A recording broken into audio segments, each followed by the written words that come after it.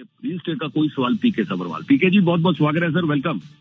Thank you very much जी। Good afternoon to all our listeners जी। Good afternoon sir जी। और sir quick question for you, पहला ਤੁਹਾਡੇ ਤੋਂ ਸ਼ੁਰੂਆਤ ਕਰਾਂਗੇ ਪੀਕੇ ਜੀ, ਫਿਰ ਪੰਕਜ ਜੀ ਨਾਲ ਵੀ ਸਵਾਲ ਕਰਾਂਗੇ। ਪੀਕੇ ਜੀ, ਇਸ ਸੂਰਤ ਹਾਲ ਦੇ ਵਿੱਚ ਜਿੱਥੇ ਥੋੜੀ ਜੀ ਅਨਸਰਟਨਟੀ ਹੈ ਵੀ ਅੱਗੇ ਇੰਟਰਸਟ ਰੇਟ ਵਧਣਗੇ ਘਟਣਗੇ, ਘਰਾਂ ਦੀ ਕੀਮਤ ਵਧੇਗੀ ਘਟੇਗੀ, ਸਟਾਕ ਮਾਰਕੀਟ ਦਾ ਕੀ ਹੋਏਗਾ, ਸੋ ਤੁਹਾਡੀ ਕੀ ਸਲਾਹ ਹੈਗੀ ਆ ਰੀਅਲ ਸਟੇਟ ਦੇ ਬਾਰੇ?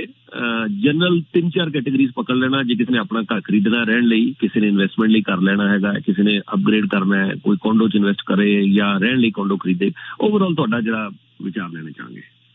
जी सर, बड़ी इंटरेस्टिंग गल है कि यह टॉपिक जो है मेरा उस दिन का जो 4 दिसंबर का जो सैमीनार है उस अंदर टॉपिक 15 मिनट डिस्कशन होना है। यह वाला topic exactly word by word जो गल की ना, कॉन्डो वाले, फर्स्ट टाइम बायर वाले, रिटायर करने वाले इन्वेस्टर्स सेम डिस्कस होना है। लेकिन मैं गल दस दिया कि मैं पिछले लगभग 4-5 महीने तो लोगों को कह रहे थे कि तुसी थोड़ा होल्ड करके चलो, जल्दबाजी ना करो खरीदने च। मैं गल कर रही थी रीसेल की और इन्वेस्टमेंट के अंदर प्री कंस्ट्रक्शन का मैं बार बार गल कर रही थी डोंट वेट।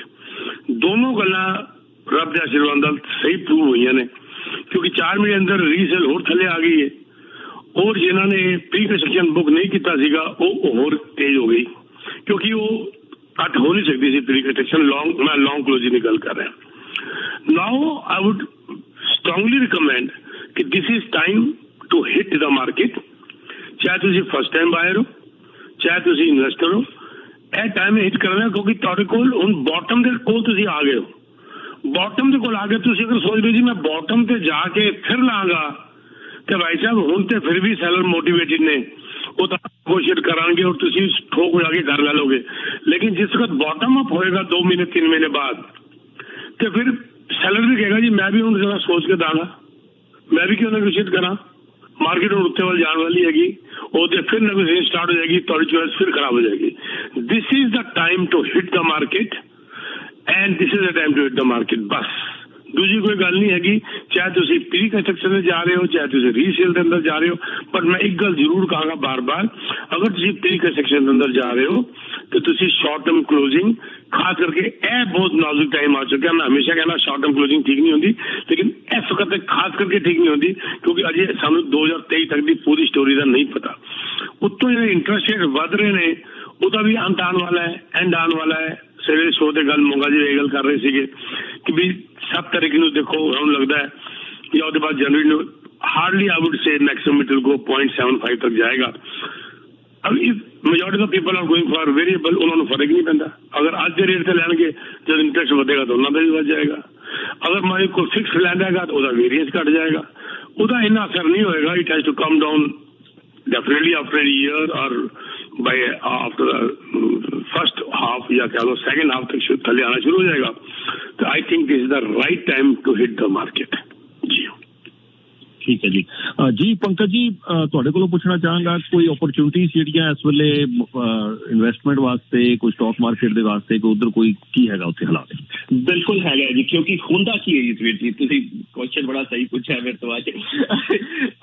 ਜਿਹੜੀ ਸਾਡੀ ਜਿਹੜੀ ਮਾਰਕੀਟ ਹੈ ਨਾ, ਜਿਹੜੀ ਸਟਾਕ ਮਾਰਕੀਟ ਹੈ, ਦੇ work like ahead 6 to 8 months ahead. ਅਸੀਂ ਫਾਰਵਰਡ ਲੁਕਿੰਗ ਚੱਲਦੇ ਹਾਂ। ਮੈਂ ਉਹਨੂੰ ਸਮਝਾਉਣਾ ਕਿਵੇਂ ਹੁੰਦਾ।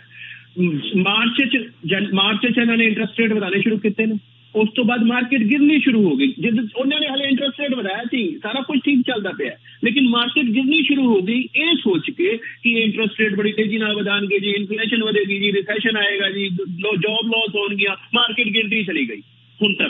ਹੁਣ ਕੀ ਹੋ ਰਿਹਾ ਹੈ?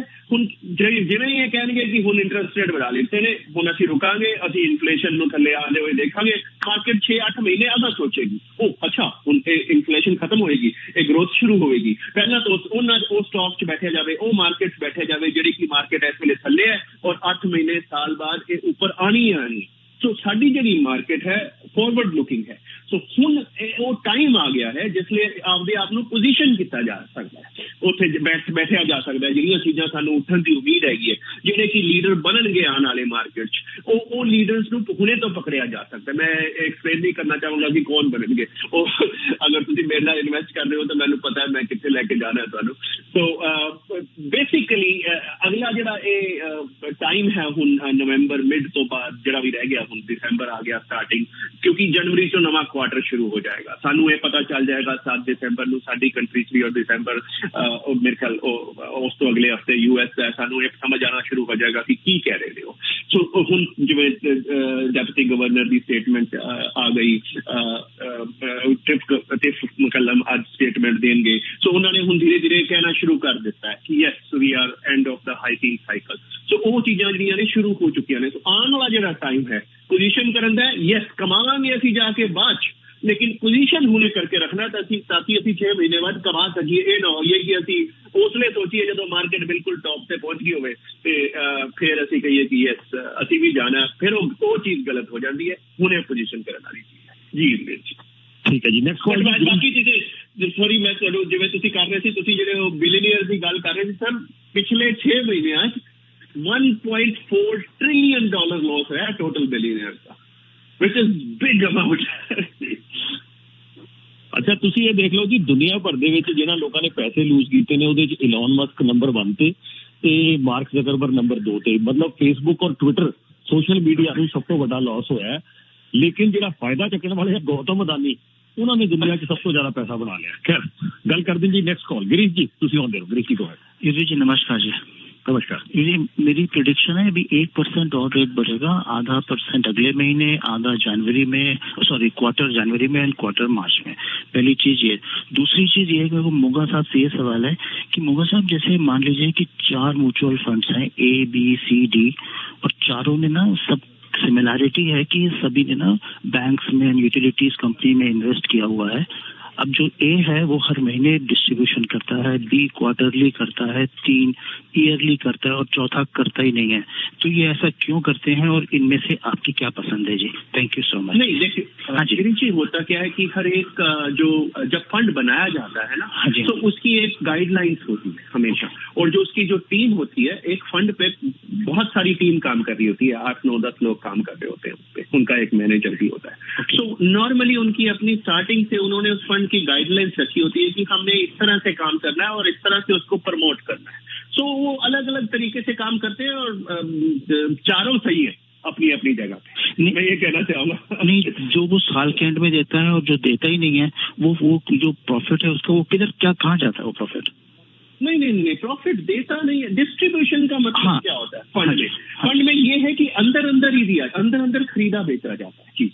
नहीं उसको मान लीजिए मैंने $100 चारों में 100 लगाया, एक बंदा मुझको महीने के एंड में मुझे 25 सेंट देता है, दूसरा मुझे देगा ही नहीं सर आपको। हाँ जी, म्यूचुअल फंड देगा ही दे रहा है जी। बहुत सारे म्यूचुअल फंड है जो मुझे हर महीने देते हैं और कुछ हैं जो कि आपने फिर डिविडेंड वाले लिए हैं? हाँ जी, डिविडेंड वाले लिया ना मैंने। ये उन्हीं की मैं उन्हीं की बात कर रहा हूँ जी। तो उन्हें बताइए कि इनमें चारों में से ये जो डिविडेंड से ये जो आखिरी में जो कुछ जो साल में एक बार देता है और जो फंड देता ही नहीं है, ये डिविडेंड कहाँ रखते हैं? अपने आप खा जाते हैं या क्या करते हैं जी? खाते नहीं है सर, वो इन्वेस्ट हो रहा है आगे। और अच्छा, बेसिकली तो इसमें हाँ जी, इनमें से आपकी कौन सी पसंद है, कौन सा बेटर है? मुझे तो लगता है जो महीने में दे देता है वो बेटर है। तो सर आपके लिए ठीक हो सकता है, मैं दूसरी ये भी ठीक है, ऐसा नहीं है कि ठीक नहीं है। अब मैं जो देता नहीं है उसकी भी बता देता हूँ। जो देता नहीं है वो कह रहा है कि मैं तुम्हारा पैसा, मेरे पास इतने माइंड वाले लोग बैठे हैं, 10-15 लोगों की टीम चल रही है जो कमा के दे रही है, मैं तुम्हारा पैसा वहां इन्वेस्ट कर रहा हूँ। तो आपको कौन सा ठीक लगेगा? वो कहेगा कि मैं तेरे को ज्यादा बना के दूंगा पैसा, तुम अपने आप बनाओगे। लेकिन पैसा तो ये सभी ने एक ही जगह इन्वेस्ट किया हुआ है ना, सभी ने बैंक में और यूटिलिटीज कंपनी में जो इन्वेस्ट किया हुआ है। सर होता क्या है, परसेंटेज चलती है फंड में। आपको ये चीज समझनी पड़ेगी। आपने अगर 10 कंपनियां देख ली, उन्होंने टॉप होल्डिंग सबकी सेम है, ठीक है, उन्होंने टॉप होल्डिंग दिखा दी है, लेकिन टॉप होल्डिंग में से हो सकता है टीडी में एक ए म्यूचुअल फंड ने 15% इन्वेस्ट किया हो, लेकिन बी म्यूचुअल फंड ने 25 किया। और टीडी में मैं टीडी का एग्जांपल ले रहा हूँ, नाम ठीक है। सो ए वाला क्या करेगा जी, वो हो सकता है 1 महीना पहले बेच जाए और बी वाला 1 महीने बाद बेचे, जब तक वो लॉस हो चुका है उस फंड का जो आपको डिविडेंड दे रहा है। वो रुक गया, उसकी टीम ने उसको रोक लिया। तो ये डिपेंड करता है उस टीम की कितनी एफिशिएंसी। आप ये मत सोचिए कि हर फंड में कंपनी सेल है, उस टीम की क्या एफिशिएंसी है, वो कितना कमा के दे रही है, एंड ऑफ द डे हमें वो देखना। अच्छा, एक और सवाल है मुगल साहब, ये भी कुछ दिनों पिछले हफ्ते वो एल्गोनक्विन पावर का कुछ बड़ा गिरा, उसकी खबर आई, उसके बारे में कुछ बता सकते हैं? क्या वो बेकार है या क्या है उसके बारे में? सर ऐसे मैं किसी चीज के लिए आपको ओपन कोई राय नहीं दूंगा सर। Thank you sir. जी बहुत शुक्रिया जी, थैंक यू। हाँ जी, अगली कॉल बढ़ांगे। गुरशरण जी तुसी आउंदे रहो। गुरशरण जी को है। हाँ जी गुरशरण जी, फोन अनम्यूट कर लो जी, तुसी आउंदे रहो। हाँ जी ਵੀਰੇ, ਸਤਿ ਸ਼੍ਰੀ ਅਕਾਲ ਸਾਰਿਆਂ ਜਣਿਆਂ ਨੂੰ। ਸਤਿ ਸ਼੍ਰੀ ਅਕਾਲ ਜੀ। ਸਤਿ ਸ੍ਰੀ ਅਕਾਲ ਜੀ। ਠੀਕ ਹੈ ਜੀ, ਮੇਰਾ ਕੁਐਸਚਨ ਸੀਗਾ, ਮੇਰਾ ਘਰ ਬਣਦਾ ਜਾਣਾ 15 ਮਾਰਚ ਨੂੰ ਕਲੋਜ਼ਿੰਗ ਆ। 15 ਮਾਰਚ ਨੂੰ 2023। ਅੱਛਾ ਜੀ। ਹਾਂਜੀ, ਮੈਂ ਜਿਸ ਘਰ ਵਿੱਚ ਰਹਿ ਰਿਹਾ, ਮੈਂ ਐਕਚੁਅਲੀ ਟਰਾਈ ਕੀਤੀ ਵੇਚਣ ਦੀ, ਵਿਕਿਆ ਨਹੀਂ ਉਹ, ਤਾਂ ਮੈਨੂੰ ਅਜੇ ਫਿਊਚਰ ਦੇ ਵਿੱਚ ਰੱਖ ਲੈਣਾ ਚਾਹੀਦਾ ਜਾਂ ਮੈਨੂੰ ਮੜੀ ਤੁਹਾਡੀ ਸਲਾਹ ਚਾਹੀਦੀ ਸੀ? ਪਹਿਲੀ ਗੱਲ ਸਰ, ਜਿਹੜਾ ਤੁਸੀਂ ਘਰ ਵੇਚ ਰਹੇ ਹੋ ਨਹੀਂ ਵਿਕਿਆ, ਇਹ ਡਾਇਰੈਕਟ ਮੈਂ ਐਕਸੈਪਟ ਨਹੀਂ ਕਰਾਂਗਾ। ਸਾਡੇ ਇੱਥੇ ਇਹੋ ਜਿਹੇ ਵੀ ਘਰ ਵਿਕੇ ਨੇ ਜਿਹੜੇ ਕਿ ਇੱਕ ਹਫ਼ਤੇ ਦੇ ਅੰਦਰ ਵਿਕੇ ਨੇ, ਇਹੋ ਜਿਹੇ ਵੀ ਘਰ ਵਿਕੇ ਨੇ ਜਿਹੜੇ ਉੱਤੇ 8-8 9 ਆਫਰ ਆਈਆਂ ਨੇ, ਔਰ ਇਹੋ ਜਿਹੇ ਵੀ ਘਰ ਨੇ ਜਿਹੜੇ ਨਹੀਂ ਵਿਕੇ, ਜਿਸ ਤਰ੍ਹਾਂ ਤੁਸੀਂ ਕਹਿ ਰਹੇ ਹੋ। If the price is right as per the market, कोई ताकत ही नहीं कि वो नहीं बिकाया, मतलब ही नहीं उड़ता। प्राइस थोड़े एजेंट ने हो सकता है मार्केट तो वैल्यू तो ज्यादा लगाता है, या तुसी कहता है या उन्हें कहता है, जिस करके नहीं बिक रहा। अदरवाइज मल्टीपल ऑफर के विकार आज भी बिक रहे हैं sir. Is the price is right, price गलत है मार्केट के सामने, इस करके नहीं बिक रहा। ऐसे हो गया पहली गल का आंसर। दूसरी गल है कि सर अगर तुसी उस कार नू मिनिमम गल कर रहे हैं सर 2023 के एंड तक रोक सकते हो, तो आई वुड सजेस्ट रोक लो। ठीक है, 24 से शुरू अगर तुम बेचते हो और तुहानू मार्केट मिल जाती है, तुहाडे नाल गल्लां करके तो मैं बड़ा कॉन्फिडेंस तुहाडे ते तुहानू मार्केट जरूर मिलेगी, तुसीं सॉलिड हो। मेरा अंदाजा तुहानू गल करके लगता है। तो मैं ते कारां बेचने के हक च नहीं है, लॉस बेचना सीखिया ही नहीं, मैं लॉस भी बेचना सीखिया ही नहीं। 2024 की बिकनी का तुसीं लिस्ट करते हो तो रोक लो। अगर तुसीं तब तक भी होल्ड कर सकते हो तो this is the right time, immediately बेच दो, और ना रुको। शायद ਇਹਦੀ ਪ੍ਰਾਈਸ ਜ਼ਿਆਦਾ ਤਾਂ ਨਹੀਂ ਉਸ ਸਟਰੀਟ ਤੇ, ਤਾਂ ਉਸ ਏਰੀਆ ਦੇ ਮਾਰਕੀਟ ਦੇ ਹਿਸਾਬ ਦੇ ਨਾਲ ਸੀਗੀ, ਪਰ ਚਲੋ ਥੋੜਾ ਮਾਰਕੀਟ ਥੱਲੇ ਅਪ ਡਾਊਨ ਹੋਈ ਆ, ਪਰ ਸ਼ਾਇਦ ਘਰ ਵੱਡਾ ਹੋਣ ਕਰਕੇ ਨਾ ਵਿਕਿਆ ਹੋਊਗਾ, ਇਦਾਂ ਦੀ ਨਹੀਂ। ਉਹਦੇ ਨਾਲ ਜ਼ਿਆਦਾ ਹੀ ਵਿਕ ਰਹੇ ਨੇ ਸਰ, ਐਸੀ ਗੱਲ ਨਹੀਂ। ਤੁਸੀਂ ਤੁਸੀਂ ਤੇ ਸਿੰਪਲ, ਉਹਦਾ ਸਿੰਪਲ ਤਰੀਕਾ ਪਤਾ ਕੀ ਹੈ ਸਰ, ਉਸ ਘਰ ਦੀ ਤੁਸੀਂ ਲਿਸਟ ਕਰ ਦਿਓ $1 ਦੇ ਉੱਤੇ, ਅੱਛਾ ਪਤਾ ਚੱਲ ਜਾਏਗਾ ਮੈਕਸਿਮਮ ਆਫਰ ਕਿੰਨੀ ਦੀ ਆਈ ਹੈ। ठीक है, $1 लिस्ट कर दो, अपने आप ऑफर आएंगे, समझ आ जाएगी जिन्हें सबसे ज्यादा बिड की वैल्यू दी मार्केट के अंदर, सिंपल गल नहीं तो ना बेचना। नहीं ਹੁਣ ਜਿਹੜੀ ਆਫਰ ਆਈ ਵੀ ਸੀਗੀ ਐਕਚੁਅਲੀ $250,000 ਘੱਟ ਸੀਗੀ ਜਿੰਨੇ ਤੇ ਮੈਂ ਲਾਇਆ ਸੀਗਾ। वही तो कह रहा ना, घट सी थोड़े हिसाब से लगी, पर उन्हें नहीं दिता, इसका मतलब मार्केट के हिसाब से सी। पर एक मैं जरूर सलाह देंगा कि तुसी 1 लाख तो थले डिपॉजिट ना लेना, बस 1 लाख तो थले तुहाडे कोल डाउन पेमेंट नहीं आनी चाहिए, डिपॉजिट नहीं आना चाहिए। 2024 तक ना बेचिए जी, 23 एंड तक ना बेचो। थैंक यू जी। हाँ जी, नेक्स्ट कॉल जी तेजिंदर जी, तुसी आउंदे हो। हाँ जी, सत श्री अकाल जी सारे नूं। सत श्री अकाल सर। हाँ जी सर, इन्हां नूं कहो भी मार्केट दी प्राइस दे हिसाब नाल लाउण, ਉਹੀ मतलब ਹੁਣ ਉਹੀ 21 ਵਾਲੀ ਪ੍ਰਾਈਸ ਦਾ ਨਾ ਦੇਖਣ ਫੇਰ ਨਹੀਂ ਮਿਲਣੇ। ਵੱਡੇ ਘਰ ਤਾਂ 4-5 ਲੱਖ ਟੁੱਟ ਗਏ ਆ, ਤੇ ਜਿੰਨਾ ਵੱਡਾ ਘਰ ਸੀਗਾ ਉਹਨਾਂ ਜ਼ਿਆਦਾ ਟੁੱਟਿਆ ਹੀ। ਉਹ ਗੁਰਸ਼ਰਨ ਜੀ ਸਿਆਣੇ ਬੰਦੇ ਨੇ, ਬੜੇ ਸਿਆਣੇ ਨੇ, ਉਹਨਾਂ ਨਾਲ ਗੱਲ ਕਰਕੇ ਮੈਨੂੰ ਅੰਦਾਜ਼ਾ ਲੱਗ ਗਿਆ। ਪਰ ਕਈ ਵਾਰ ਕੀ ਹੁੰਦਾ ਹੈ ਕਿ ਸਲਾਹਕਾਰ ਵੀ ਗਲਤ ਮਿਲ ਜਾਂਦੇ, ਜਿਹੜੇ ਕਿ ਤੁਹਾਡਾ ਦਿਮਾਗ ਦੌੜ ਦੌੜ ਕਰ ਦਿੰਦੇ ਨੇ। ਵੈਸੇ ਮੇਰੇ ਹਿਸਾਬ ਨਾਲ ਗੁਰਸ਼ਰਨ ਜੀ ਬੜੇ ਸਿਆਣੇ ਨੇ। ਮੈਂ ਤਾਂ ਵੈਸੇ ਦੇਖ ਰਿਹਾ ਜੋ ਮਾਰਕੀਟ 'ਚ ਮੈਨੂੰ ਪਤਾ ਲੱਗਦਾ ਮਿਲੀਅਨ ਵਾਲਾ 7 ਦਾ ਹੋ ਗਿਆ, 13 ਵਾਲਾ 9 ਦਾ ਹੋ ਗਿਆ ਜੀ, 17 ਵਾਲਾ 12-13 ਦਾ ਹੋ ਗਿਆ, ਵਿਆਹ ਚੱਲ ਰਿਹਾ। ਪਰ ਐਨੀਵੇਜ਼ ਮੈਂ ਇਹਦਾ ਪੰਕਜ ਜੀ ਨੂੰ ਸਵਾਲ ਸੀਗਾ ਜੀ। ਪੰਕਜ ਜੀ, ਮੈਂ ਆਪਣਾ ਜਿਵੇਂ ਹੁਣ ਆਪਾਂ ਦੇਖਿਆ ਵੀ 2020 ਦੇ ਵਿੱਚ ਜਦੋਂ ਰਿਸੈਸ਼ਨ ਆਪਣਾ ਪੈਂਡੇਮਿਕ ਆਇਆ, ਤਾਂ ਬੈਂਕ ਆਫ ਕੈਨੇਡਾ ਨੇ ਜੋ ਕੁਛ ਵੀ ਉਦੋਂ ਕਰਨ ਦੀ ਕੋਸ਼ਿਸ਼ ਕੀਤੀ, ਬਈ ਜੋ ਕੁਛ ਵੀ ਬਚਾਉਣ ਦੀ ਕੋਸ਼ਿਸ਼ ਕੀਤੀ, ਉਹੀ ਹੁਣ ਉਹ ਦੁਬਾਰਾ ਪੈਦਾ ਕਰਨਾ ਚਾਹੁੰਦੇ ਆ। ਤੇ ਉਦੋਂ ਉਹਨਾਂ ਨੇ ਕਿਹਾ ਵੀ ਜੌਬਸ ਅਸੀਂ ਬਚਾਉਣੀਆਂ ਨੇ, ਮਲਟੀਨੈਸ਼ਨਲ ਕੰਪਨੀਜ਼ ਨੂੰ, ਕਾਰਪੋਰੇਟਸ ਨੂੰ ਪੈਸਾ ਦੇਣਾ ਤਾਂ ਕਿ ਉਹ ਲੇਆਫਸ ਨਾ ਕਰਨ।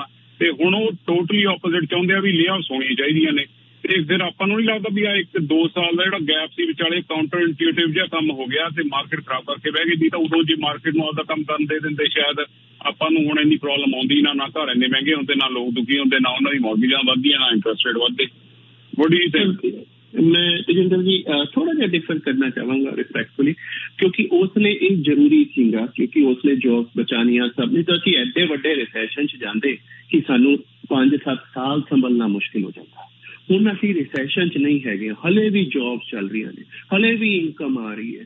ਜੌਬਸ ਇੰਨੀਆਂ ਜਿਹੜੀਆਂ ਕ੍ਰੀਏਟ ਹੋਈਆਂ ਪਿਛਲੇ ਦਿਨੋਂ, ਉਹਨਾਂ ਨੂੰ ਪ੍ਰੋਬਲਮ ਸੀ 1,60,000 ਜਿਹੜੀਆਂ ਆਈਆਂ ਉਹਨਾਂ ਦੀਆਂ, ਉਹ ਹਲੇ ਵੀ ਸਾਡੀ ਅਨਐਮਪਲੋਇਮੈਂਟ ਬਹੁਤ ਘੱਟ ਹੈ ਜੀ। ਉਹ 1-2% ਉੱਪਰ ਵੱਧ ਵੀ ਗਈ ਤਾਂ ਉਹ ਕੁਛ ਵੀ ਨਹੀਂ ਹੈ ਸਾਡੇ ਵਾਸਤੇ। ਅਸੀਂ 6 ਤੇ ਵੀ ਪਹੁੰਚ ਜਾਈਏ ਤਾਂ ਵੀ ਕੁਛ ਨਹੀਂ ਹੈਗੀ, ਕਿਉਂਕਿ ਇੰਨੀਆਂ ਜੌਬਸ ਜਾਣ ਦੀ ਕੋਈ ਉਮੀਦ ਨਹੀਂ ਹੈਗੀ।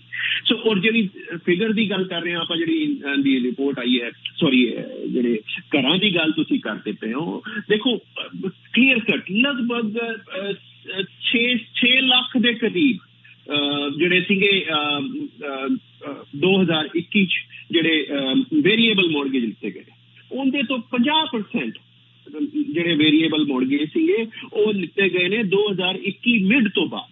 50% ਮਤਲਬ ਲਗਭਗ 3-3.5 ਲੱਖ ਜਿਹੜੇ ਨੇ ਉਹ ਲਿੱਤੇ ਗਏ ਨੇ। ਉਹ ਲੋਕ ਪ੍ਰੋਬਲਮ ਚ ਨੇ, ਔਰ ਉਹ ਪੂਰੀ ਕੈਨੇਡੀਅਨ ਮਾਰਕੀਟ ਚ ਸਿਰਫ 13% ਮੰਨੇ ਜਾਂਦੇ ਨੇ।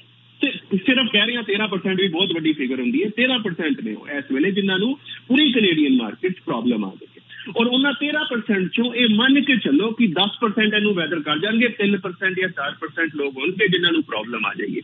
ਇਹ ਸਾਲ 1.5 ਸਾਲ ਦੀ ਗੱਲ ਹੈ ਸਰ, ਲੇਕਿਨ ਸਾਡੀ ਇਕੋਨਮੀ ਬਚ ਜਾਏਗੀ ਪੂਰੀ ਤਰ੍ਹਾਂ, ਔਰ ਸਾਡੀ ਗਰੋਥ ਦੁਬਾਰਾ ਤੋਂ ਸ਼ੁਰੂ ਹੋ ਜਾਏਗੀ। ਅਗਰ ਅਸੀਂ ਇਹ ਇਨਫਲੇਸ਼ਨ ਨੂੰ ਰੋਕਣ ਦੀ ਕੋਸ਼ਿਸ਼ ਨਾ ਕਰੀਏ ਤਾਂ ਤੁਸੀਂ ਐਸੇ ਰੇਡੀਓ ਤੇ ਆ ਕੇ 1 ਸਾਲ ਬਾਅਦ ਕਹੋਗੇ ਇਹ ਕੁਝ ਕਰਨਾ ਚਾਹੀਦਾ ਸੀਗਾ, ਅਸੀਂ ਕੁਝ ਥੋੜੀ ਸਖਤੀ ਕਰਨੀ ਚਾਹੀਦੀ ਸੀ ਇਹਨਾਂ ਨੂੰ, ਹੁਣ ਅਸੀਂ 5 ਸਾਲ 7 ਸਾਲ ਮਰਦੇ ਪਏ ਹਾਂ, ਸਾਡੇ ਕੋਲ ਨੌਕਰੀ ਨਹੀਂ ਹੈਗੀ, ਰੋਟੀ ਨਹੀਂ ਹੈਗੀ, ਘਰ ਤੋਂ ਸਾਰੇ ਬਰਬਾਦ ਹੋਈ ਗਏ। ਤੁਸੀਂ ਇਹੀ ਚੀਜ਼ ਆ ਕੇ ਸਾਲ ਬਾਅਦ ਐਸੇ ਕਹੋਗੇ ਸਰ। ਹੁਣ ਵੀ ਜੌਬਸ ਤਾਂ ਜਿਹੜੇ ਸਾਲ ਦੀ ਗੱਲ ਕਰ ਰਹੇ ਨੇ ਇੱਥੇ, ਫਿਰ ਅਸੀਂ 5 ਜਾਂ 7 ਸਾਲ ਦੀ ਗੱਲ ਕਰਦੇ ਸੀ। ਠੀਕ ਹੈ, ਤੇ ਫਿਰ ਹੁਣ ਜਿਹੜੀ ਜੌਬ ਲਾਸਿਸ ਵਗੈਰਾ ਹੋਣਗੀਆਂ, ਹੁਣ ਤੁਹਾਨੂੰ ਲੱਗਦਾ ਵੀ ਜਿਵੇਂ ਆਪਾਂ 2020 ਗੱਲ ਕੀਤੀ ਸੀ, ਜਿਹੜੀ ਜੌਬ ਲਾਸਿਸ ਹੋਈਆਂ ਸੀ ਉਹਨਾਂ ਦੀ ਹੋਈਆਂ ਸੀ ਜਿਨ੍ਹਾਂ ਨੇ ਘਰ ਲੈਣੇ ਨਹੀਂ ਸੀਗੇ ਜਾਂ ਲੈ ਨਹੀਂ ਸਕਦੇ ਸੀਗੇ, ਤੇ ਹੁਣ ਵੀ ਤੁਹਾਨੂੰ ਵੀ ਲੱਗਦਾ ਵੀ ਹੁਣ ਵੀ ਜੌਬ ਲਾਸਿਸ ਉਹੀ ਹੋਣਗੀਆਂ ਜਾਂ ਹੁਣ ਜ਼ਿਆਦਾ ਫਰਕ? ਉਹੀ ਲੋਕ ਨੇ, ਲੇਕਿਨ ਬਹੁਤ ਸਾਰੇ ਸੈਕਟਰ ਨੇ ਇਹਦੇ ਹੁਣ ਥੋੜੇ ਜਿਹੇ ਇੰਪੈਕਟ ਕਰਨਗੇ। ਦੇਖੋ ਟਰਕਿੰਗ ਸੈਕਟਰ ਇੰਪੈਕਟ ਕਰੇਗਾ ਹੁਣ, ਕਿਉਂਕਿ ਸਾਡਾ ਇੰਪੋਰਟ ਐਕਸਪੋਰਟ ਜਿਹੜਾ ਹੈ ਉਹ ਥੋੜਾ ਜਿਹਾ ਢੀਲਾ ਪੈਣਾ ਸ਼ੁਰੂ ਹੋ ਜਾਏਗਾ, ਕਿਉਂਕਿ ਇੰਨੀ ਜ਼ਿਆਦਾ ਜਿਹੜੀ ਚੱਲਦੀ ਪਈ ਹੈ ਇਨਫਲੇਸ਼ਨ ਨੂੰ ਘਟਾਉਣ ਵਾਸਤੇ ਉਹ ਸੈਕਟਰ ਨੇ ਜਿਹੜੇ ਇੰਪੈਕਟ 'ਚ ਆ ਜਾਣਗੇ। ਕਈ ਜਿਹੜੇ ਸੈਲਫ ਇੰਪਲੋਇਡ ਸੈਕਟਰ ਨੇ ਉਹ ਇੰਪੈਕਟ 'ਚ ਆ ਜਾਣਗੇ। ਕਨਵੀਨੀਅੰਸ ਸਟੋਰਸ ਨੂੰ ਇਫੈਕਟ ਆਏਗਾ ਇਸ ਜਗ੍ਹਾ ਤੇ, ਕਿਉਂਕਿ ਜਿਹੜੇ ਲੋਕ ਕਨਵੀਨੀਅੰਸ ਸਟੋਰਸ ਜਾਂਦੇ ਸੀ ਉਹ ਕਹਿਣਗੇ ਯਾਰ ਵਾਲਮਾਰਟ ਤੋਂ ਖਰੀਦ ਲੈਣੇ ਆ, ਸੇਮ ਚੀਜ਼ $2 ਸਸਤੀ ਮਿਲ ਜਾਂਦੀ, $1 ਸਸਤੀ ਮਿਲ ਜਾਂਦੀ। ਸੋ ਉਹ ਕਈ ਸੈਕਟਰ ਨੇ ਜਿਨ੍ਹਾਂ ਨੂੰ ਕਾਫੀ ਇਫੈਕਟ ਆਏਗਾ, ਕਈ ਸੈਕਟਰ ਨੇ ਜਿਨ੍ਹਾਂ ਨੂੰ ਇਫੈਕਟ ਆਉਣ ਦੀ ਉਮੀਦ ਨਹੀਂ ਹੈਗੀ ਮੈਨੂੰ। ਸੋ ਇਹ ਜਿਹੜਾ ਸਾਲ 1.5 ਸਾਲ ਹੈ ਸਰ, ਮੈਂ ਵਾਰ-ਵਾਰ ਵਰਡ ਯੂਜ਼ ਕਰਦਾ, ਮੇਰੇ ਖਿਆਲ ਮੈਂ ਰੈਪੀਟੇਟਿਵ ਸਾਊਂਡ ਕਰਦਾ, ਕੈਂਸਰ ਹੋ ਗਿਆ, ਕੀਮੋ ਕਰਨਾ ਪਏਗਾ, ਕੋਈ ਚਾਰਾ नहीं है। सर मैं इंटरनेशनल मोगा साहब सॉरी मैं इंटरप्ट कर रहा, मैं कल बहुत टाइम लगाया इंटरनेशनल न्यूज़ पढ़न उत्ते, मैंने बहुत एक भी कंट्री अभी नहीं मिली जिन्हें ना किया होए। लगभग हर country including UK, Germany, Australia, न्यूजीलैंड, US जिन्होंने कैनेडियन वे आर वर्किंग बहुत अप्रिशिएट किया है how the Canadian government has handled this inflation and this bad phase of economy. बहुत बड़ाई की जा रही है कैनेडियन जी। ਜਦੋਂ ਥੋੜੀ ਦੇਰ ਪਹਿਲਾਂ ਮੈਂ ਇਹ ਗੱਲ ਕਹੀ ਸੀਗੀ ਕਿ Canada is in the best situation right now in G78 countries also. And ਦੂਜੀ ਚੀਜ਼ ਹੁੰਦੀ ਹੈ ਜਦੋਂ ਆਪਦੇ ਘਰ ਬੈਠ ਕੇ ਅਸੀਂ ਸਾਨੂੰ ਬਾਹਰ ਦਾ ਨਹੀਂ ਦਿਖਦਾ ਨਾ, ਅਸੀਂ ਕੁਐਂ 'ਚ ਬੈਠੇ ਇਸ ਵੇਲੇ। ਸੋ ਅਸੀਂ ਜਦੋਂ ਵੈਲ 'ਚ ਬੈਠੇ ਹੋਈਏ ਸਾਡੀਆਂ ਜਿਹੜੀਆਂ ਪ੍ਰੋਬਲਮ ਨੇ ਸਾਨੂੰ ਦਿਖਦੀਆਂ ਨੇ, ਲੇਕਿਨ ਅਸੀਂ ਇਹ ਨਹੀਂ ਦੇਖਦੇ ਕਿ ਦੁਨੀਆ ਦੀ ਜਿਹੜੀਆਂ ਪ੍ਰੋਬਲਮ ਐਸ ਪੈਂਡੇਮਿਕ ਦੀ ਵਜ੍ਹਾ ਨਾਲ ਆਈਆਂ ਨੇ, ਉਹ ਸਾਡੀਆਂ ਵੈਦਰ, ਸਾਡੀ ਬੈਂਕ ਆਫ ਕੈਨੇਡਾ, ਸਾਡੀ ਗਵਰਨਮੈਂਟ, ਉਹਨਾਂ ਨੇ ਸਾਡੀ ਹੈਲਪ ਕਰਕੇ ਉਹ ਸਾਨੂੰ ਉਹ ਪ੍ਰੋਟੈਕਟ ਕਰ ਦਿੱਤਾ ਉਹਨਾਂ ਨੇ, ਉਹ ਸਾਨੂੰ ਦਿਖਦਾ ਨਹੀਂ ਪਿਆ। ਅਸੀਂ 6.9% ਇਨਫਲੇਸ਼ਨ 'ਚ ਰੋ ਰਹੇ ਹਾਂ, 16% ਇਨਫਲੇਸ਼ਨ ਤੋਂ 16% ਹੀ बिल्कुल, और थल्ले वाल जा रहे हैं जी, 6.5% थल्ले वाल जा रहे हैं।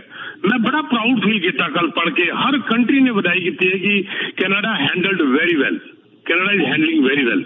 ਕੱਲ ਨਿਊਜ਼ੀਲੈਂਡ ਬਲਕਿ ਕੰਟਰੀਆਂ ਹੁਣ ਬੈਂਕ ਆਫ ਕੈਨੇਡਾ ਨੂੰ ਦੇਖ ਕੇ ਉਸ ਤਰ੍ਹਾਂ ਕਰ ਰਹੀਆਂ। ਯੈਸਟਰਡੇ ਨਿਊਜ਼ੀਲੈਂਡ ਨੇ 0.75 ਫੇਰ ਵਧਾਇਆ। ਇਹ ਸ਼ੁਰੂ ਕੀਤਾ ਸੀਗਾ ਚੀਜ਼ਾਂ ਕਰਨੀਆਂ।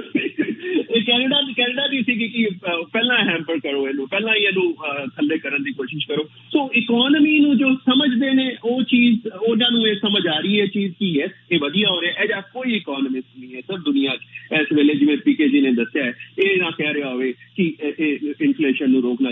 ਅੱਛਾ, OECD ਮੈਨੂੰ ਯਾਦ ਆ ਗਿਆ, OECD ਦੀ ਕੱਲ ਦੀ ਰਿਪੋਰਟ ਹੈ। OECD ਨੇ ਜਦੋਂ ਆਪਦੀ GDP ਦੀ ਗਰੋਥ ਵਗੈਰਾ ਦਿੱਤੀ ਹੈ, ਘਟਾ ਦਿੱਤੀ ਉਹਨੇ 2% ਪੂਰੇ ਵਰਲਡ ਦੀ ਕਰ ਦਿੱਤੀ। ਨਾਲ ਉਹਨਾਂ ਨੇ ਇਹ ਕਿਹਾ ਕਿ ਪਲੀਜ਼ ਇਹ ਕੰਟਰੀਆਂ ਨੂੰ ਰਿਕੁਐਸਟ ਹੈ ਕਿ ਇੰਟਰਸਟ ਰੇਟ ਇਸੇ ਤਰ੍ਹਾਂ ਰੱਖਣ ਔਰ ਥੋੜਾ ਜਿਹਾ ਵਧਾ ਸਕਦੇ ਨੇ ਤਾਂ ਹੋਰ ਵਧਾਉਣ ਦੀ ਕੋਸ਼ਿਸ਼ ਕਰਨ ਤਾਂ ਕਿ ਅਸੀਂ ਪੂਰੀ ਦੁਨੀਆ 'ਚ ਇਨਫਲੇਸ਼ਨ ਕਰਨ ਕਰ ਸਕੀਏ। ਇਹ OECD ਨੇ ਕਿਹਾ। ਸੋ ਅਗਰ ਇੰਨੇ ਸਾਰੇ ਇਕੋਨੋਮਿਸਟ, ਮੈਂ ਉਹਨਾਂ ਨੂੰ ਕਹਾਂਗਾ ਫਾਈਨੈਂਸ਼ੀਅਲ ਇਕੋਨਮੀ ਦੇ ਡਾਕਟਰਸ, ਪੂਰੀ ਦੁਨੀਆ ਦੇ ਡਾਕਟਰਸ ਇਹ ਕਹਿ ਰਹੇ ਨੇ ਕਿ ਇਸ ਤਰ੍ਹਾਂ ਹੈਂਡਲ ਕਰਨਾ ਹੈ ਤਾਂ ਅਸੀਂ ਜੋ ਬਹਿ ਕੇ ਕੁਛ ਮਰਜ਼ੀ ਕਹਿੰਦੇ ਰਹੀਏ, ਅਸੀਂ ਕੁਝ ਵੀ ਗੱਲ ਕਰ ਸਕਦੇ।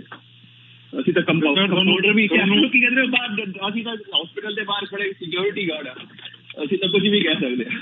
ਅੰਸਰ ਜੀ ਤੁਹਾਨੂੰ ਕੀ ਲੱਗਦਾ ਫਿਰ 2024 ਚ ਰੇਟ ਥੱਲੇ ਆਉਣੇ ਸ਼ੁਰੂ ਹੋਣਗੇ? 2023 ਚ ਰੇਟ ਥੱਲੇ ਆਉਣ ਦੀ ਉਮੀਦ ਬਹੁਤ ਘੱਟ ਹੈ। ਉਸੇ ਸਿਚੁਏਸ਼ਨ ਚ ਆਉਣਗੇ ਅਗਰ ਸਾਨੂੰ ਥੋੜੀ ਜਿਹੀ ਜ਼ਿਆਦਾ ਮਾਰ ਪੈ ਗਈ, ਅਗਰ ਇਨਫਲੇਸ਼ਨ ਦੀ, ਮਤਲਬ ਅਗਰ ਅਸੀਂ ਥੋੜੇ ਜਿਹੇ ਰਿਸੈਸ਼ਨ ਚ ਜ਼ਿਆਦਾ ਜਾਂਦੇ ਹੋਏ ਦਿਖੇ ਤਾਂ ਗੱਲ ਅਲੱਗ ਹੈ ਕਿ ਉਹ ਘਟਾਉਣਗੇ। Otherwise they will stay here, they will stay the course and they will start reducing when the growth will start. ਜਦੋਂ growth ਸ਼ੁਰੂ ਹੋ ਜਾਏਗੀ ਤਾਂ ਸ਼ੁਰੂ ਕਰਨਗੇ। ਲੇਕਿਨ ਇਹ ਵੀ ਮੰਨ ਕੇ ਚੱਲਿਆ ਜੇ ਸਰ ਤਜਿੰਦਰ ਜੀ ਕਿ ਹੁਣ ਉਹ ਸਿਚੁਏਸ਼ਨ ਨਹੀਂ ਆਏਗੀ ਕਿ ਅਸੀਂ 3% ਤੇ ਵੀ ਪ੍ਰਾਈਮ ਪਹੁੰਚ ਜਾਵੇ। ਮੇਰੇ ਹਿਸਾਬ ਨਾਲ 4 ਤੋਂ ਉੱਪਰ ਰੱਖਣਗੇ, 4.5% ਦੇ ਕਰੀਬ ਲਿਆ ਕੇ ਪ੍ਰਾਈਮ ਨੂੰ 4.5, 4.75 ਇਸ ਰੇਂਜ ਲਿਆ ਕੇ ਇੱਕ ਵਾਰੀ ਖੜਾ ਕਰਨਗੇ। ਉਸ ਤੋਂ ਬਾਅਦ ਦੇਖਣਗੇ ਅਗਰ ਕੋਈ ਐਜੀ ਸਿਚੁਏਸ਼ਨ ਆਉਂਦੀ ਹੈ। ਅਦਰਵਾਈਜ਼ ਅਸੀਂ 4.5% ਪ੍ਰਾਈਮ ਦੀ ਤਰਫ ਚੱਲੇ ਆ ਆਉਣ ਵਾਲੇ 2-3। ਸਰ ਮੈਂ 2024 ਚ ਕਹਿ ਰਿਹਾ ਵੀ ਉਦੋਂ ਕਿੱਥੇ ਕਰਕੇ ਰੁਕਣਗੇ ਤੁਹਾਨੂੰ ਲੱਗਦਾ ਵੀ 3.75 ਪ੍ਰਾਈਮ ਤੇ? ਨੋ 4.5 ਤੋਂ ਥੱਲੇ ਜਾਣ ਦੀ ਤਾਂ ਉਮੀਦ ਨਹੀਂ ਲੱਗੀ ਸਰ। 4.5 ਤੇ ਆਪਾਂ ਹਜੇ ਪਹੁੰਚੇ ਵੀ ਨਹੀਂ ਮੈਨੂੰ ਲੱਗਦਾ, ਰਾਈਟ ਸਰ? ਅਸੀਂ ਐਕਚੁਅਲੀ 590 ਤੇ ਪ੍ਰਾਈਮ ਦੀ ਗੱਲ ਕਰ ਰਹੇ ਹਾਂ। ਅੱਛਾ ਪ੍ਰਾਈਮ ਦੀ ਗੱਲ ਕਰ ਰਹੇ, ਠੀਕ ਹੈ। ਮੈਂ ਉਹਨਾਂ ਦਾ ਕਿਉਂਕਿ ਬਾਕੀਆਂ ਲੋਕਾਂ ਨੂੰ ਮੈਂ ਕਨਫਿਊਜ਼ ਨਹੀਂ ਕਰਨਾ ਚਾਹ ਰਿਹਾ ਨਾ। ਲੋਕ ਓਵਰਨਾਈਟ ਕਹਿ ਕੇ ਅਸੀਂ ਗੱਲ ਤਾਂ ਕਹਿ ਦਿੰਦੇ ਹਾਂ 3.75, ਲੇਕਿਨ ਬਹੁਤ ਲੋਕ ਇਸ ਚੀਜ਼ ਤੇ ਕਨਫਿਊਜ਼ ਹੋ ਜਾਂਦੇ ਨੇ ਕਿਉਂਕਿ ਉਹਨਾਂ ਨੂੰ ਤਾਂ 5.90 95 ਦੇਣਾ ਪੈ ਰਿਹਾ।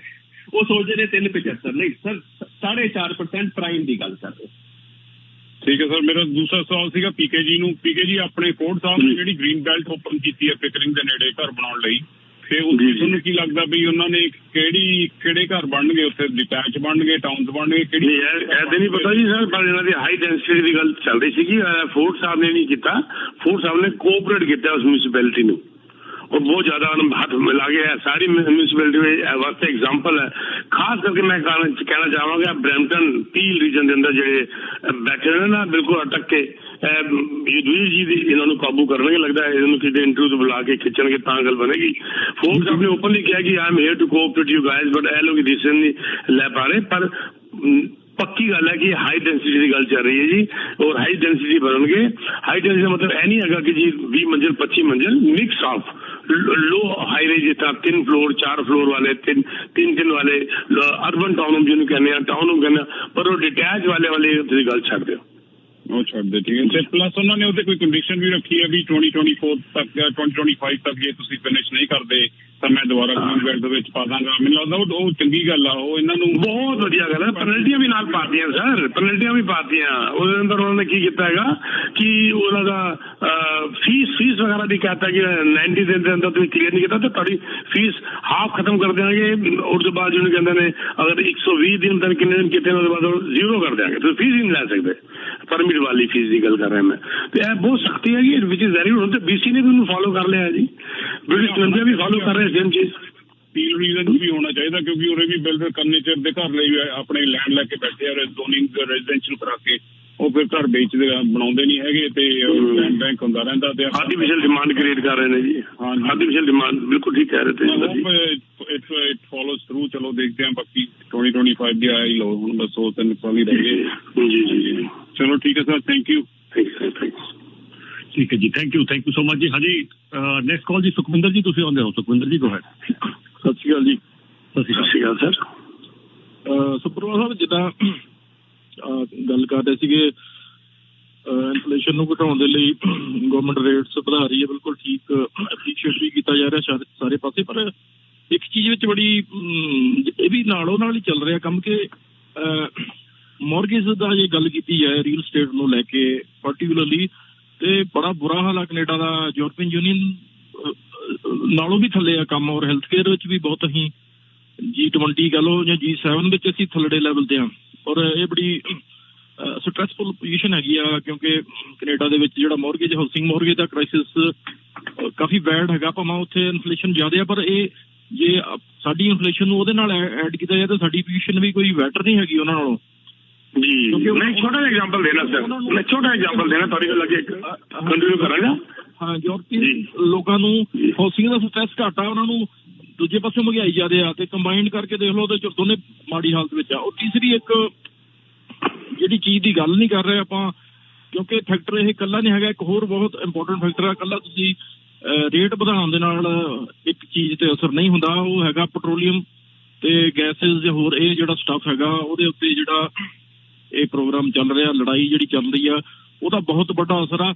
ਔਰ ਤਾਂ ਹੀ ਇਹ ਇਨਫਲੇਸ਼ਨ ਇੰਨੀ ਜਲਦੀ ਥੱਲੇ ਆ ਰਹੀ, ਕਿਉਂਕਿ ਉਹ ਬਹੁਤ ਡੈਮੇਜ ਕਰ ਰਿਹਾ। ਔਰ ਉਹਦੇ ਬਾਰੇ ਕੋਈ ਗੱਲ ਨਹੀਂ ਕਰ ਰਿਹਾ, ਕਿਉਂਕਿ ਇਹ ਜਿੰਨੇ ਵੀ ਇਹ ਕੰਟਰੀਜ਼ ਹੈਗੇ, ਇਹ ਨਰੇਟਿਵ ਜਿਹੜਾ ਹੁੰਦਾ ਸੈੱਟ ਕੀਤਾ, ਜਿੱਥੇ ਆਪ ਇਹ ਗਲਤ ਹੋਣਗੇ ਤੇ ਉਹਦੇ ਬਾਰੇ ਗੱਲ ਨਹੀਂ ਕਰਦੇ ਹੁੰਦੇ। ਔਰ ਇਹਦੇ ਬਾਰੇ ਇੰਡੀਆ ਦੇ ਪੈਟਰੋਲੀਅਮ ਮਿਨਿਸਟਰ ਔਰ ਅੱਜ CNN ਤੇ ਵੀ ਗੱਲ ਹੁੰਦੀ ਸੀ ਕਿ ਜੇ ਇੰਡੀਆ ਔਰ ਚਾਈਨਾ ਰਸ਼ੀਆ ਤੋਂ ਤੇਲ ਸਸਤੇ ਰੇਟ ਤੇ ਨਾ ਲੈਂਦੇ, ਜੇ ਬੰਦ ਕਰ ਦਿੰਦੇ, ਇਹਨਾਂ ਦੇ ਕਹੇ ਵੈਸਟਰਨ ਮੁਲਕਾਂ ਦੇ ਕਹੇ ਬੰਦ ਕਰ ਦਿੰਦੇ, ਤੇ ਜਿਹੜਾ ਅਵੇਲੇਬਲ ਕੋਟਾ ਹੈਗਾ ਉਹਦੇ ਵਿੱਚ ਉਹ ਵੀ ਮਿਲੀਅਨ ਬੈਰਲ ਰੋਜ਼ ਦਾ ਲੈਣ ਲੱਗ ਪੈਂਦੇ, ਤੇ ਇਹ ਜਿਹੜਾ ਪ੍ਰਾਈਸਿਸ ਹੈਗੇ ਅੱਜ ਜਿਹੜੇ $200 ਨੂੰ ਪਹੁੰਚ ਜਾਣੇ ਸੀ, ਔਰ ਹਾਲਤ ਬਹੁਤ ਬੁਰੀ ਹੋਣੀ ਸੀ। ਔਰ ਸ਼ਾਇਦ ਜਿਹੜਾ ਰੈਸੈਸ਼ਨ ਅਸੀਂ ਵੇਟ ਕਰ ਰਹੇ ਹਾਂ ਉਹ ਸ਼ਾਇਦ ਪਹਿਲਾਂ ਦਾ ਆ ਚੁੱਕਾ ਹੁੰਦਾ।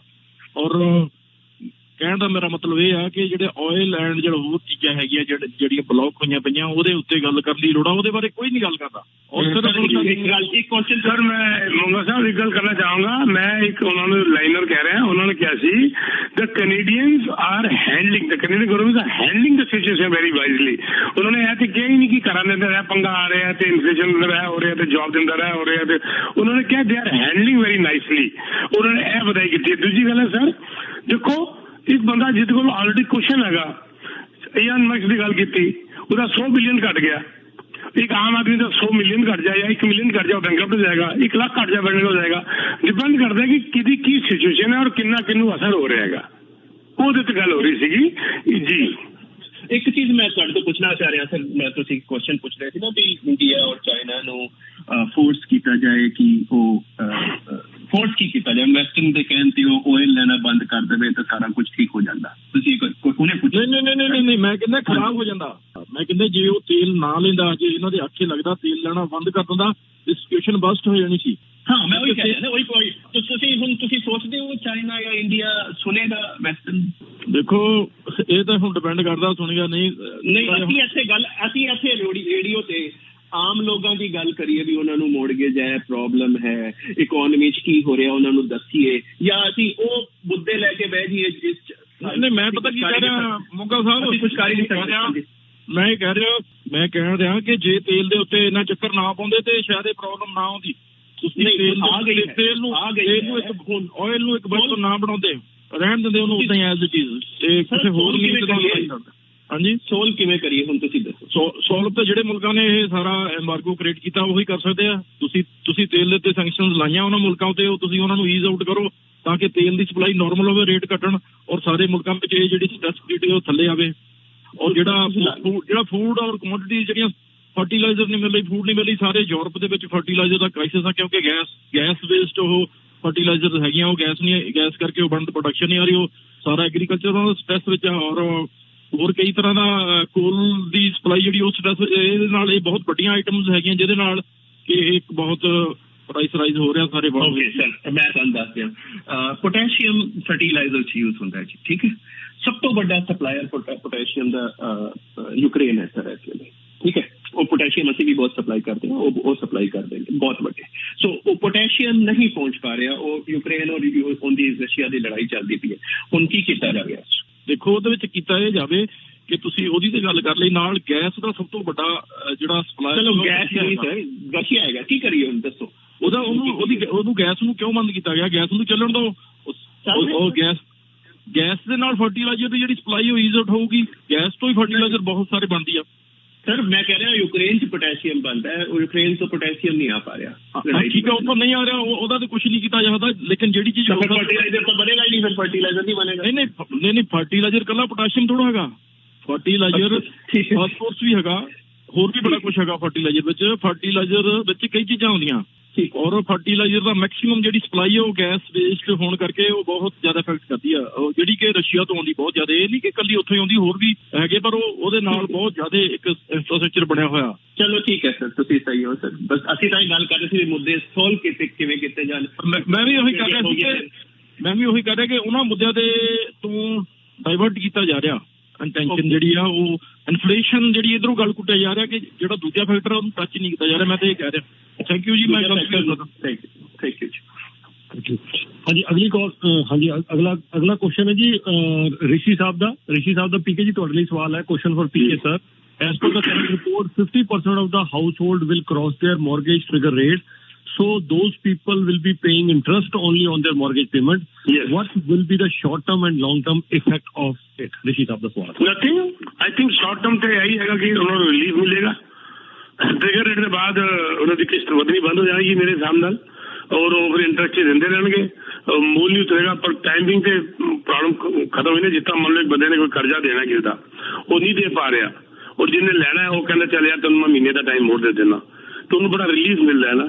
ਉਹ ਕਹੇ ਜੀ ਮੇਰਾ ਤਾਂ ਕਰਜ਼ਾ ਉਤਰਿਆ ਹੀ ਨਹੀਂ, ਇਸ ਗੱਲ ਤੋਂ ਤਾਂ ਰੋਏਗਾ ਨਹੀਂ ਨਾ। ਉਹ ਇਸ ਗੱਲ ਤੋਂ ਜ਼ਿਆਦਾ ਖੁਸ਼ ਹੋਏਗਾ ਕਿ ਮੇਰਾ ਸਟ੍ਰੈਸ ਖਤਮ ਹੋਇਆ ਮਹੀਨੇ ਵਾਸਤੇ, ਕਿ ਚਲੋ ਜੀ ਮੇਰਾ ਕਰਜ਼ਾ ਮੈਂ ਅੱਜ ਮਹੀਨੇ ਬਾਅਦ ਦੇਵਾਂਗਾ। ਕੋਈ ਗੱਲ ਨਹੀਂ, ਇਸ ਵਕਤ ਇਮੀਡੀਏਟ ਜਿਹੜਾ ਤੁਹਾਡਾ ਪ੍ਰੋਬਲਮ ਹੈ ਉਹ ਸਾਲ ਹੋ ਰਹੀ ਹੈ ਟ੍ਰਿਗਰ ਰੇਟ ਦੇ ਨਾਲ। ਮਤਲਬ ਟ੍ਰਿਗਰ ਰੇਟ ਪਹੁੰਚਣ ਦੇ ਬਾਅਦ ਬੈਂਕ ਐਕਸ਼ਨ ਲੈਣੇ ਸ਼ੁਰੂ ਕਰਨਗੇ ਉਹਨੇ ਸਾਰੇ ਵਾਸਤੇ ਕਿ ਬਈ ਠੀਕ ਹੈ ਜੀ ਇੰਨਾ ਰੱਖੋ ਤੁਸੀਂ। ਤੇ ਆਈ ਥਿੰਕ ਕੋਈ ਹੱਲ ਨਹੀਂ ਹੈਗਾ। ਅਗਰ 2 ਸੈਂਟ ਮੈਂ ਐਡ ਕਰ ਸਕਾਂ ਤਾਂ ਠੀਕ ਹੈ ਜੀ। ਸਰ ਇਹਦੇ ਮੈਂ ਉਹਨਾਂ ਨੂੰ ਇਹ ਕਹਿਣਾ ਚਾਹਾਂਗਾ ਸਰ, 2 ਸਾਲ ਤੁਸੀਂ ਅਗਰ ਇਕੁਇਟੀ 'ਚ ਨਹੀਂ ਗਿਆ, ਤੁਹਾਡਾ 2 ਸਾਲ ਬਾਅਦ ਸ਼ੁਰੂ ਹੋ ਗਿਆ, ਤਾਂ 2 ਸਾਲ ਤੁਹਾਡਾ ਇਹ ਮੰਨ ਲਓ ਕਿ ਮੋਰਗੇਜ ਵੱਧ ਗਿਆ, ਤੁਹਾਨੂੰ 2 ਸਾਲ ਹੋਰ ਲੱਗਣਗੇ। ਜਿੱਥੇ ਤੁਹਾਨੂੰ 20 ਲੱਗਣੇ ਸੀ ਉੱਥੇ ਹੁਣ 22 ਸਾਲ ਲੱਗਣਗੇ ਉਹ ਮੋਰਗੇਜ ਨੂੰ ਪੇ ਕਰਨ ਵਾਸਤੇ, ਕਿਉਂਕਿ ਵਿੱਚ 2 ਸਾਲ ਤੁਸੀਂ ਪ੍ਰਿੰਸੀਪਲ ਪੇ ਨਹੀਂ ਕੀਤਾ। ਬਸ ਇਹ ਇਫੈਕਟ ਆਏਗਾ। ਔਰ ਇਮੀਡੀਏਟ ਰਿਲੀਫ ਮਿਲ ਗਿਆ ਤੁਹਾਨੂੰ, ਇਮੀਡੀਏਟ। ਠੀਕ ਹੈ ਜੀ।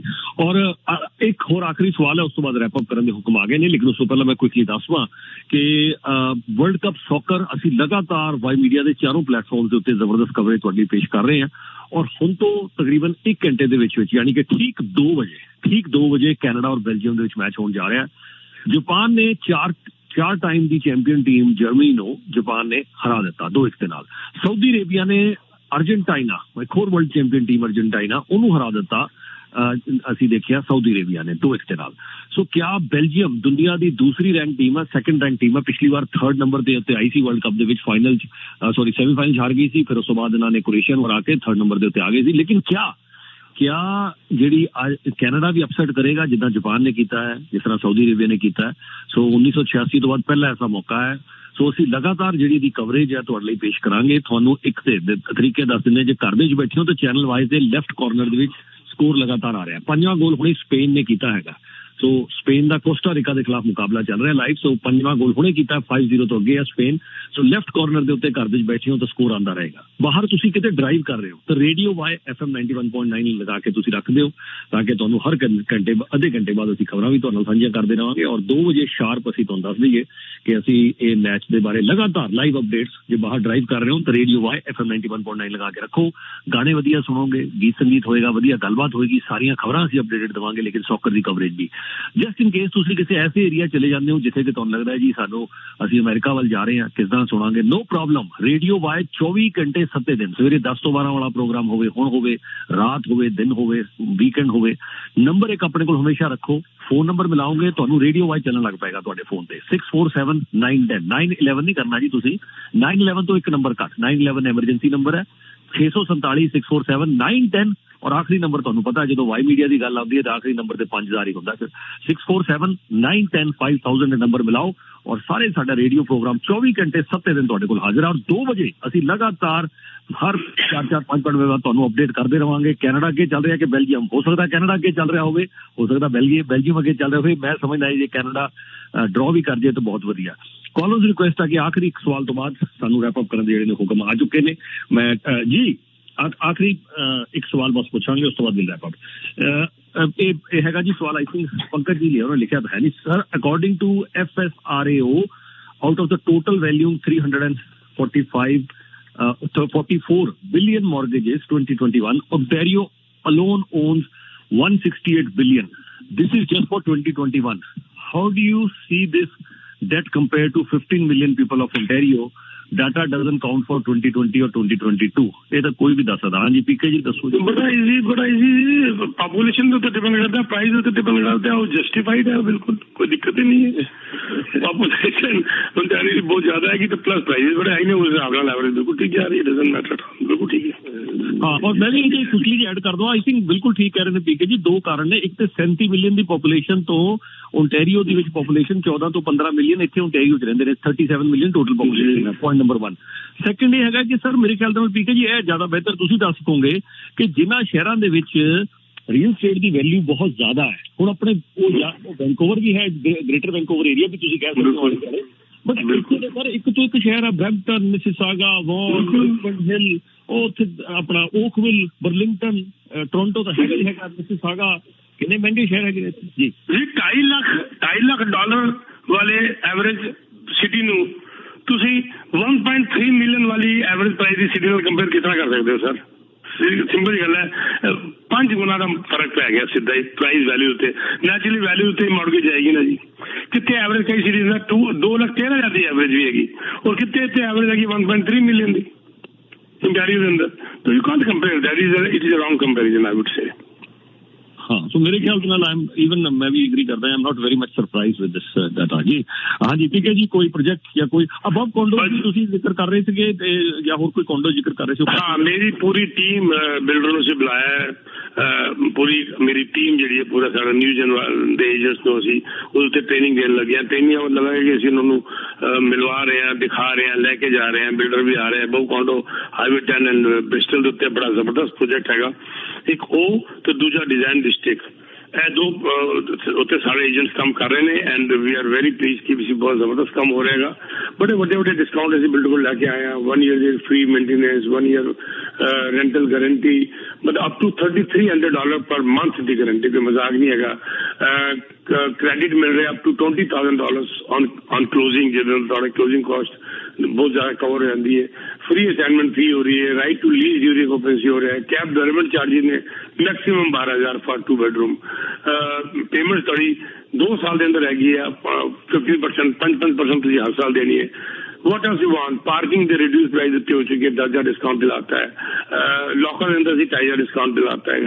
You can contact us for design district condos and above condos and we'll share with you what we are getting for you, and very nice 2 projects, one in Hamilton and one in Mississauga।